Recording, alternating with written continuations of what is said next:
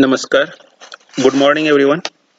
आज आपण इयत्ता 10वीतील 2.4 and epitome of courage and epitome of courage हा लेसन आपण बघणार आहोत. या ठिकाणी एक धैर्याचं मूर्तिमंत असं एक उदाहरण इयत्ता 10वी साठी आपण हा लेसन घेतोय. अँड इपिटॉम म्हणजे उदाहरण, मूर्तिमंत असं एक उदाहरण आहे, बेस्ट उदाहरण आहे ऑफ करेज, धैर्याचं. तो लेसन आपण इथं बघूया.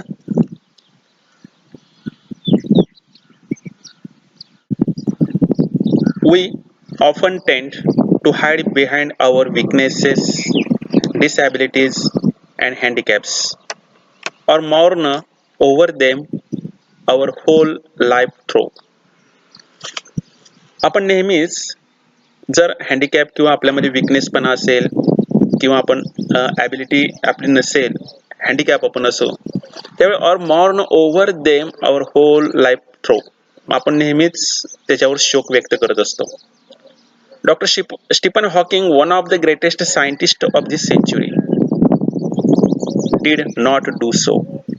परंतु डॉक्टर स्टीफन हॉकिंग्स हे जगातील एकमेव असे एक शास्त्रज्ञ होऊन गेले ऑफ दिस सेंचुरी, म्हणजे त्या सेंचुरी मधले, डिड नॉट डू सो, त्यांनी असं काहीच केलं नाहीये. In spite of suffering from a very rare and dreaded disease, एका विचित्र आणि वेगळ्या अशा रोगाने ते सफरिंग करत असताना doctor Hawking continued his research undoubted. Doctor Hawking यांनी त्यांचा रिसर्च, त्यांचं संशोधन हे कोणत्याही प्रकारे न डगमगता चालूच ठेवलेलं होतं. हिज एक्झेम्पलरी करेज शुड इन्स्पायर अस, आणि त्यांचं जे एक्झेम्पलरी करेज आहे, म्हणजे धैर्य न खचता त्यांचं जे डेअरिंग आहे किंवा धैर्य आहे, ते आपल्याला निश्चितपणे इन्स्पायर करत आहे.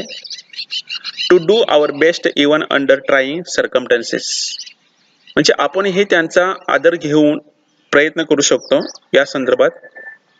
ही पास्ड अवे ऑन मार्च 14, 2018, आणि ते पास अवे झाले, मीन्स त्यांचा देहांत झाला मार्च 2018ला, म्हणजे 14 मार्च 2018ला ते मरण पावले. Exactly 300 years after the death of great scientist Galileo, बरोबर 300 वर्षाच्या नंतर ग्रेट सायंटिस्ट गॅलिलिओ याच्या निधनानंतर बरोबर 300 वर्षाने doctor Stephen Hawking was born in Oxford, London on the 8th day of January 1942.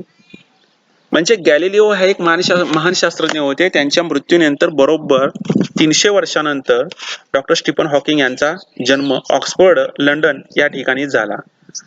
तो कधी झाला तर 8 जानेवारी 1942 ला झाला.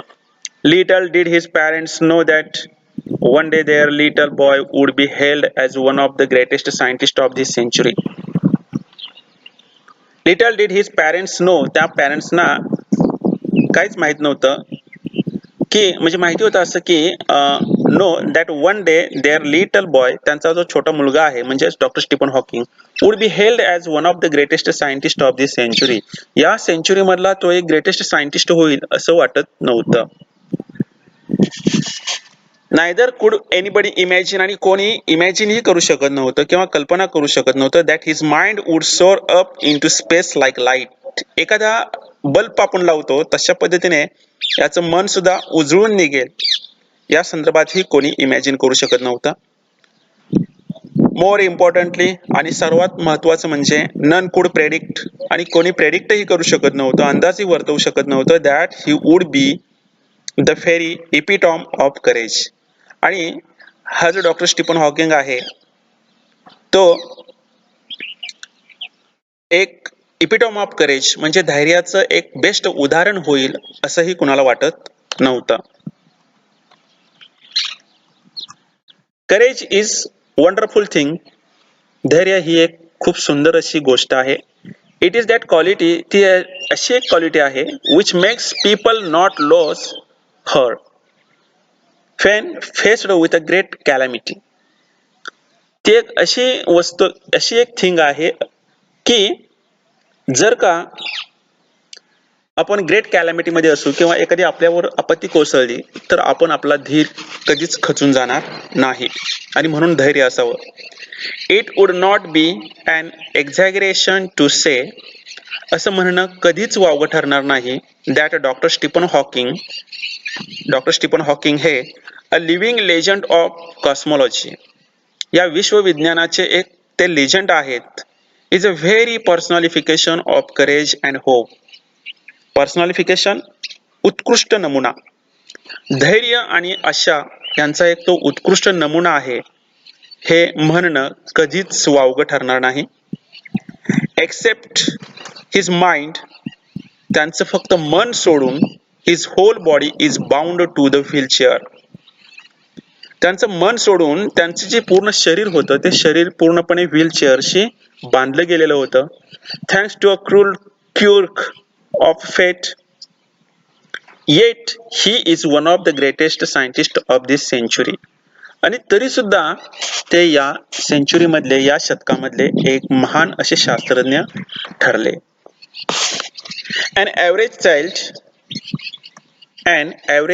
चाइल्ड, ते लहान असताना Stephen grew up to be a normal teenager, ते आपल्या सामान्य मुलासारखेच ते लहानाचे मोठे झाले. फुल ऑफ मिसचिफ, खोडकर होते, भरपूर खोडे काढत होते.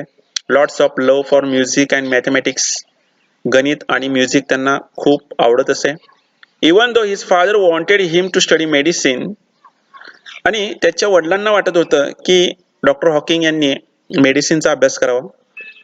ही was bent on studying mathematics, परंतु डॉक्टर स्टीफन हॉकिंग यांचा बेंट किंवा कल हा मॅथमॅटिक्सकडे होता. The university of Oxford at that time did not have the course in mathematics, आणि त्यावेळी युनिव्हर्सिटी ऑफ ऑक्सफर्डमध्ये मॅथमॅटिक्स हा सब्जेक्ट नव्हता. अँड सो, आणि म्हणून he opted to study physics instead, आणि म्हणून त्यांना त्या युनिव्हर्सिटीमध्ये फिजिक्स या विषयाचा अभ्यास करावा लागला. ॲट द एज ऑफ 17, आणि ते 17 वर्षाचे असताना Stephen started noticing that he was becoming increasingly clumsy and even fell down a couple of time. आणि ते 17 वर्षाचे असताना स्टीफन स्टार्टेड नोटिसिंग, त्यांच्या लक्षात येऊ लागलं that he was becoming increasing clumsy, ते जास्तच क्लमसी होऊ लागलेले आहेत. अवेकवर्ड आणि इनकम्प्लेंटेंट, म्हणजे थोडासा विकनेसपणा त्यांना जास्त जाणवू लागला. आणि even fell down a couple of time, आणि ते 2 वेळा असे खाली पडलेले पण होते. For no reason, means without any reason, कोणतंही कारण नसताना ते खाली कोलमडलेले पण होते. धिस परफ्लेक्स्ड हिम, आणि त्यामुळे धिस परफ्लेक्स्ड, ते गोंधळून गेले. And he went to see his family doctor, आणि म्हणून ते त्यांच्या फॅमिली डॉक्टरकडे गेले.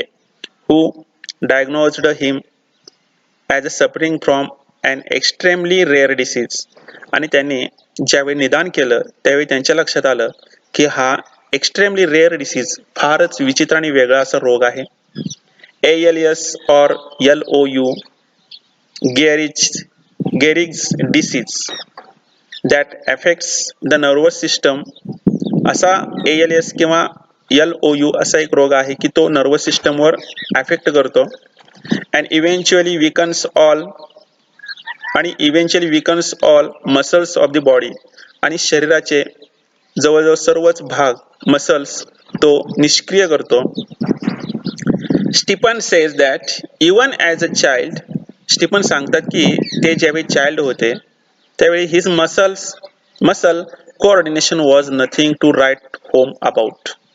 त्यावेळी त्यांचे मसल होते, ते मसल त्यांना कोऑपरेट किंवा कोऑर्डिनेट करत नव्हते, हे त्याच वेळी त्यांच्या लक्षात आलेलं होतं. He recollect that his handwriting would send to his teacher in a fit of frenzy, आणि ही रिकलेक्ट, त्यांना आठवतं that his handwriting would send his teacher, त्यांचं हँडरायटिंग टीचरांना पाठवलं होतं, into a fit He recollect that his handwriting would send his teacher into a fit of frenzy. त्यांचं ज्यावेळी handwriting त्यांच्या शिक्षकांना पाठवण्यात आलं into a fit of frenzy, great annoyance or rage, म्हणजेच भयंकर संताप.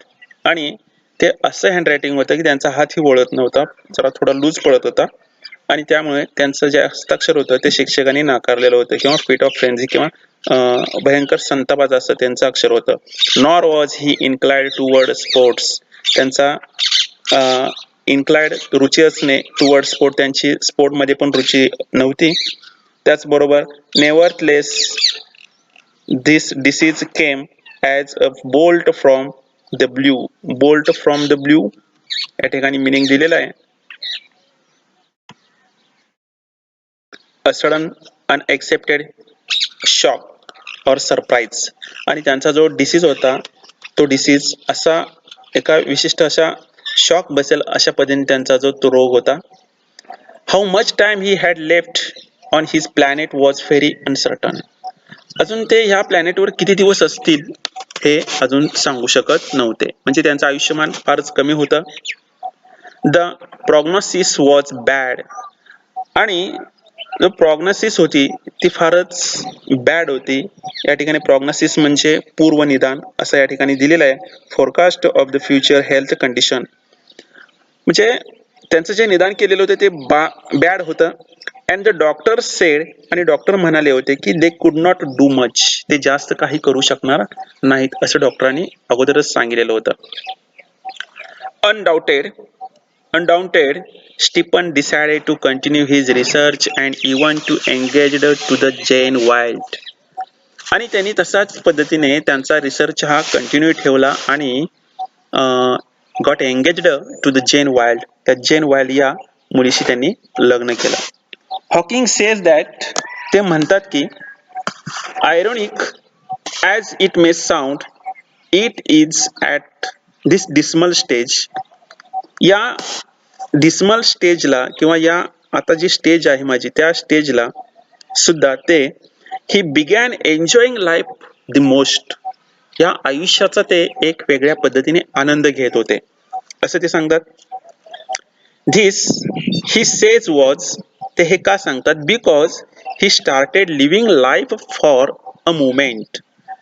आणि ते असे का सांगतात, बिकॉज कारण त्याचं दिलेलं आहे, ही स्टार्टेड लिव्हिंग लाईफ, ते जे आयुष्य जगत आहेत ते आयुष्य जगत असताना ते क्षणासाठी आयुष्य जगत आहेत असं ते सांगतात.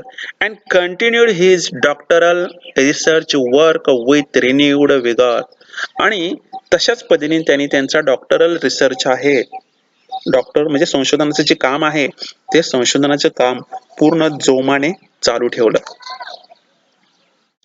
In the meanwhile, the disease worked its way into Stephen's body and left him disabled.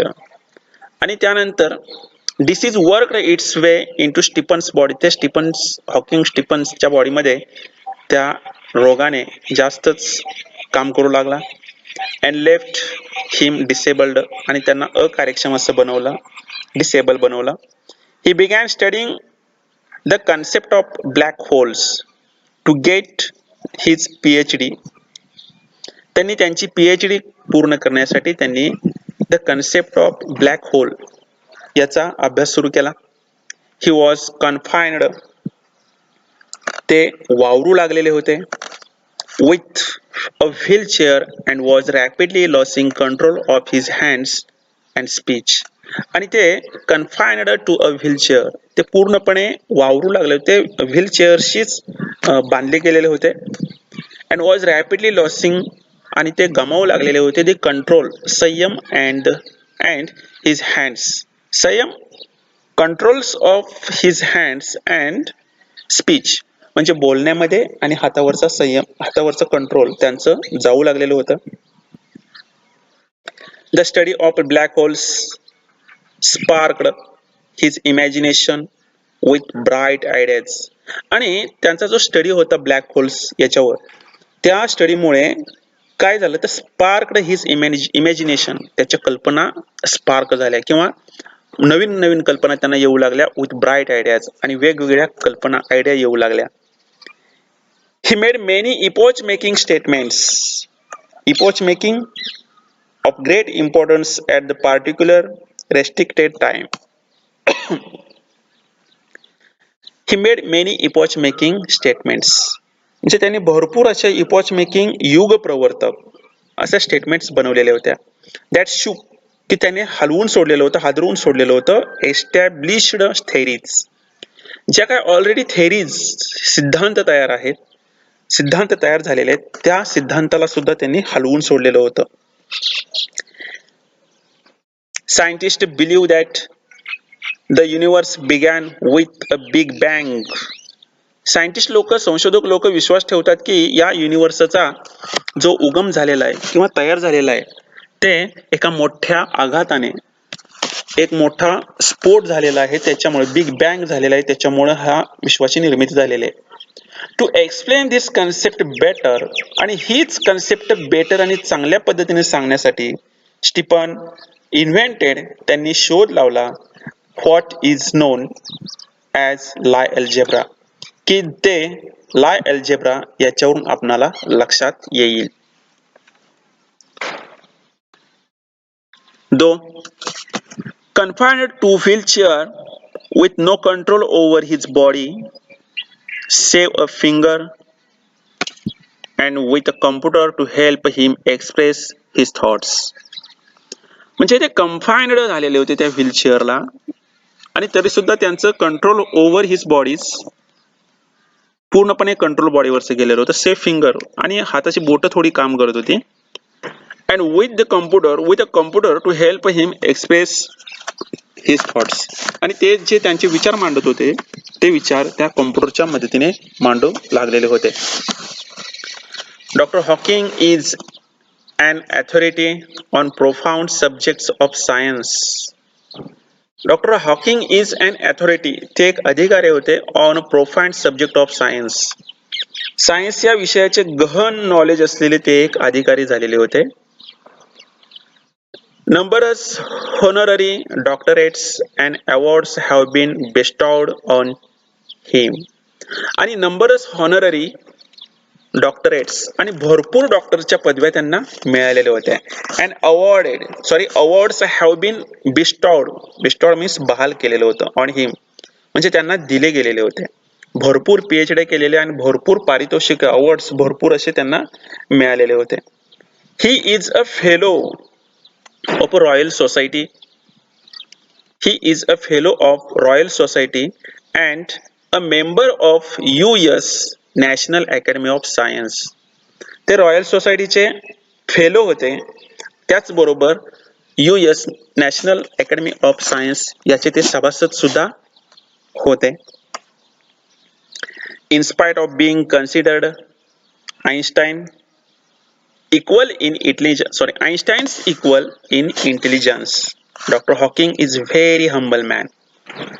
In spite of being considered, जर त्यांची जर तुलना केली तर आइन्स्टाईन्स इक्वल, थोर शास्त्रज्ञ आइन्स्टाईन होते त्यांच्या इक्वल इन इंटेलिजन्स, त्यांचा जो बुद्ध्यांक होता तसाच बुद्ध्यांक या डॉक्टर हॉकिंगचाही होता. And doctor Hawking is a very humble man. आणि डॉक्टर हॉकिंग होते ते हॉकिंग एक फारच असे हंबल होते, म्हणजे विनयशील असे एक पुरुष होते, अशी एक ती व्यक्ती होती. A simple down to earth man, he has authored many books dealing with his awesome ideas keeping a layman in mind. आणि अशा पद्धतीने त्यांनी simple down to the earth man या माणसाच्या वर he has authored many books, भरपूर अशी त्यांनी पुस्तकं बनवलेली होती, लिहिली होती. Dealing with his awesome ideas, की त्यामध्ये त्यांच्या एक वेगवेगळ्या अशा छान छान आयडिया होत्या, कल्पना होत्या. Keeping a layman in mind, layman a mind, या ठिकाणी लेमॅन मीन्स सामान्य असा पुरुष, तशा पद्धतीने त्या सामान्य पुरुषाला पण समजेल अशा पद्धतीने त्यांनी त्या पुस्तकामध्ये कल्पना मांडलेल्या होत्या. His writing is full of wit. त्यांचं जे लिखाण होतं ते फारच विनोदी होतं. अँड ह्युमर, मार्मिक होतं. His style is so lucid that non scientist can also understand him. त्यांची जी स्टाईल होती, शैली होती, ती एवढी ल्युसिड होती, सुबोध होती, चांगलं वक्तव्य होतं, that non scientist can also understand him. की ज्याला काहीच सायन्सचा अभ्यास नाहीये असा नॉन सायंटिस्ट माणूस सुद्धा ते अगदी आरामशीर समजू शकेल अशा पद्धतीने त्यांची लिखाणाची स्टाईल होती, लिखाणाची शैली होती. His book a brief history of time, त्यांचं एक पुस्तक आहे a brief history of time, is one of the best selling books of our times. त्यावेळचं ते बुक सगळ्यात जास्त खपणार असं त्यांचं ते पुस्तक होतं. त्या पुस्तकाचं नाव a brief history of time. On being asked, त्यांना विचारण्यात आलेला होता एक प्रश्न असा, म्हणजे ज्यावेळी विचारणा केली त्यावेळी त्यांना असा एक प्रश्न पण होता, how he feels about having the dreadful illness. हा इतका भयंकर आणि भयानक असा रोग एलियस आहे, तो तुम्हाला झालेला आहे, त्याबद्दल तुम्हाला काय वाटतं? Doctor Hawking, the quintessence of optimism and hope. quintessence याचा अर्थ आपल्याला इथे दिलेला आहे.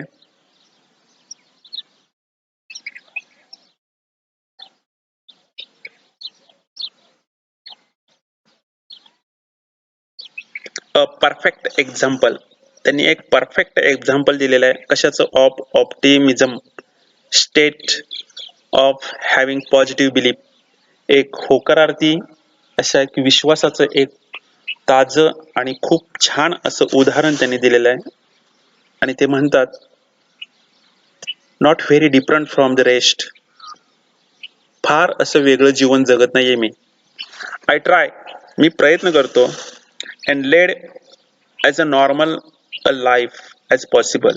As a normal a life as possible, जेवढं शक्य होईल तेवढं मी नॉर्मल जीवन जगण्याचा प्रयत्न करतो. And not think about my condition, आणि मी माझ्या कंडिशन बद्दल कधीच विचार करत नाही. Or regret the things it prevents me from doing. आणि अशा काही गोष्टी असतील की ज्या मला प्रिव्हेंट करतात, करण्यापासून प्रिव्हेंट करतात, त्याच्याकडे मी दुर्लक्ष करतो, विसरून जातो. विच आर नॉट मेनी, आणि अशा गोष्टी फार नाहीयेत, फारच थोड्या अशा गोष्टी आहेत की त्या गोष्टी मी करू शकत नाही, कारण मी या आजाराने ग्रासलेलो आहे. Doctor Hawking firmly believe, doctor Hawking यांचा दृढ असा विश्वास होता, that in the next millennium, येणाऱ्या काही हजारो एक वर्षामध्ये, सायन्स विल डिस्कवर, हे विज्ञान शोध लावेल. कशाचा? The crore secrets. कितीतरी सिक्रेट आहेत, करोड सिक्रेट आहेत, त्या सिक्रेटचा शोध लावेल. ऑफ धिस युनिवर्स, या विश्वाचा शोध लावेल. इट्स ओरिजिन, या विश्वाचा उगम कसा झाला. इट्स हिस्ट्री, या विश्वाची, या युनिवर्सची हिस्ट्री म्हणजे इतिहास काय आहे.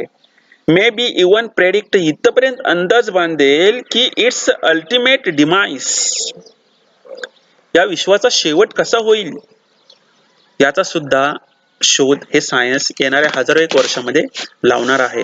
यावर डॉक्टर हॉकिंग यांचा फर्मली बिलीव्ह आहे, दृढ विश्वास आहे. Like doctor Hawking, there are many people, या डॉक्टर हॉकिंग सारखे भरपूर असे पीपल आहेत हु डिस्प्ले एक्झेम्पलरी करेज, की त्यांनी आपलं एक्झेम्पलरी करेज, एक अनुकरणीय असं धैर्य दाखवलेलं आहे इन देअर लाईव्स, ती त्यांच्या आयुष्यामध्ये. लेट अस सॅल्यूट, त्या सर्वांना सॅल्यूट करूया. ऑल दोज ब्रेव्ह पीपल, त्या सर्व शूर लोकांना, who in spite of being disabled strive to do their best. ते डिसेबल असून सुद्धा त्यांनी त्यांच्या पद्धतीने खूप छानशी अशी त्यांच्या आयुष्यामध्ये कामगिरी केली. या सर्वांना आपण सॅल्यूट मारूया. अशा पद्धतीने डॉक्टर स्टीफन हॉकिंग यांची एक धैर्या संदर्भात आपणाला माहिती दिलेली आहे. खरोखर या लेसन मधून आपणाला खूप काही घेण्यासारखं आहे. म्हणजे इतका अपंग व्यक्ती सुद्धा जगामध्ये काही ना काही करू शकतो. हे एक मूर्तिमंत असे एक उदाहरण आपल्याला या डॉक्टर स्टीफन हॉकिंग यांच्या लेखामधून मिळतं. आपण थांबूया. याच्यावर जे काय असेल इंग्लिश वर. Now we have to stop here.